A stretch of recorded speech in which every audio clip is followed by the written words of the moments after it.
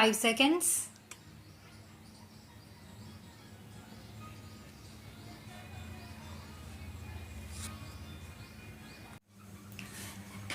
The uniqueness of Indian growth experience is that it takes place entirely within the framework of a democratic polity. This has demonstrative implications for the world at large. The success of India will be a living proof that growth need not come at the cost of human freedoms.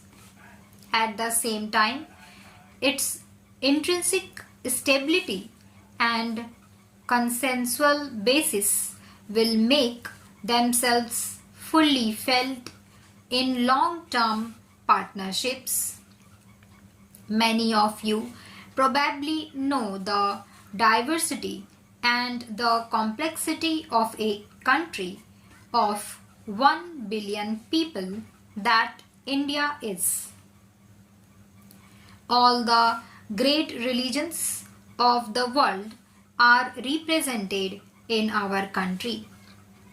We have 150 million citizens who practice the faith of Islam, and I say it with some pride about their patriotism that not one of them has joined the ranks of these gangs like Al-Qaeda or other terrorist activities.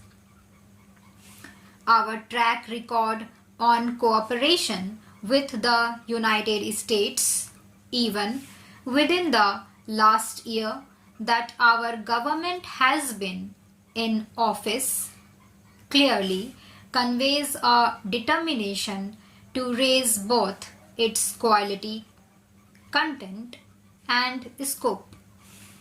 We have completed the next steps in strategic partnership. We have established energy and economic dialogues at the very high cabinet levels, put in place an intellectual property rights regime and investment policies that encourage business. We have addressed the long-standing disputes about American direct investments in the famous Dub Hole project. We have recently concluded with the United States an open skies agreement. We have expanded our defense cooperation with a new framework and worked very closely with the US on tsunami relief operations last year. These achievements give us the confidence to now tackle the more ambitious agenda that we have before us. India has consistently sought to ensure that global institutions and agreements are perceived to be fair and equitable. At a time when global challenges like terrorism, weapons of mass destruction, proliferation, environment, or health have become more complex, it is vital that global mechanisms have the necessary capability and credibility to respond. In matters relating to terrorism, we recognize that it is a global phenomenon. We ourselves have suffered grievously at the hands of these terrorists gangs for more than 15 years. We therefore understand the pains and sufferings of the American people or the citizens of London when terror afflicts them.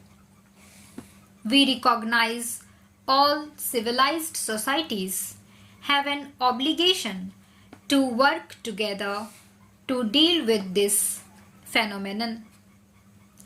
I feel greatly honored and privileged to be present here today as we mark the opening of a new page in the history of this blessed country of Afghanistan. It is an honor that gives me particular satisfaction as a friend of Afghanistan and a representative of the Indian people who constitute the world's largest democracy and the oldest in this region. Today, as Baba-e Millat lays the foundation stone of the Parliament of the Islamic Republic of Afghanistan, the roots of a plant are being laid that will, through your nurturing and care, grow into a sturdy Panja Chinar of democracy. Representation is the very essence of democracy. This edifice, when it is built, will be the very heart of democracy in Afghanistan. We believe that democratic institutions need to be encouraged, nursed, and promoted. We also believe that they should develop and evolve in accordance with the culture, values, and native genius of each country.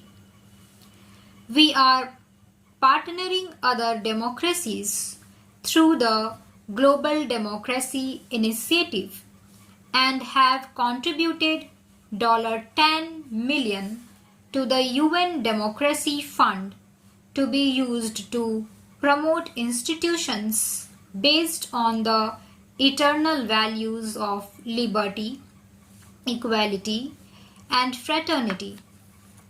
Afghanistan may be a young democracy, but it has always been a plural society with a unique mosaic of different ethnic and linguistic groups. The Afghan people have a tradition of democratic discourse through institutions like the Loya Jirgas. The practice of consensual decision making in Afghanistan is centuries old. We have seen the affirmation of this democratic culture through the successful conclusion of both the emergency Loya Jirga and the constitutional Loya Jirga. We admire and respect the manner in which this exercise was carried out under the gaze of international media and observers, and we salute our Afghan brethren on this remarkable achievement. By a happy coincidence, 26th of January, the Indian Republic Day, also marks the day when the Afghan Constitution came into effect in the year 2004. Democracy grows in open societies, but open societies, whether old or young, are equally threatened today by the rise of global terrorism. In fact, the open culture of our societies makes us all the more vulnerable. Globalization has made the world interconnected and interdependent. To deal effectively with global terrorism, democracies need to work together. Afghanistan has a unique position in this alliance of democracies that are fighting this menace. We are ready to work with the government and people of Afghanistan to ensure that Afghanistan will never again be hostage to or become a haven for terrorists.